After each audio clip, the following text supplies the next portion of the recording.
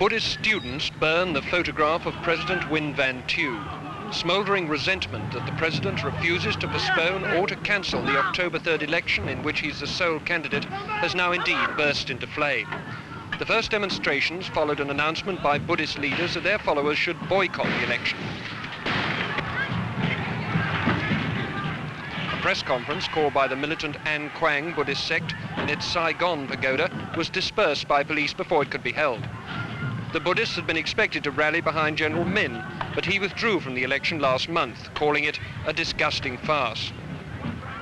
Opposition deputies and Buddhist leaders burned their voting cards as an earnest of their intention to have nothing to do with what has been called one-man democracy.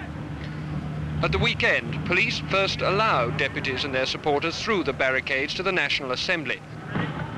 But when they unfurled banners denouncing the election as a corrupt fraud, they were driven from the building with tear gas. President Thieu has given an undertaking that campaigning in opposition to him will be allowed, provided it's within the law.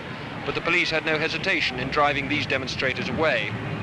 Here it was easy enough, but moments later at the Buddhist university they faced a more formidable crowd. Students built barricades and destroyed a small police post opposite the university building. They hurled petrol bombs and at one stage forced the police to withdraw. Individual police drew their revolvers and were seen to fire at the crowd. M16 rifles were fired in the air and the students were driven into side streets. The battle went on for some hours with several injuries on both sides. More violence is now confidently predicted by the students. Richard Lindy, ITN, Saigon.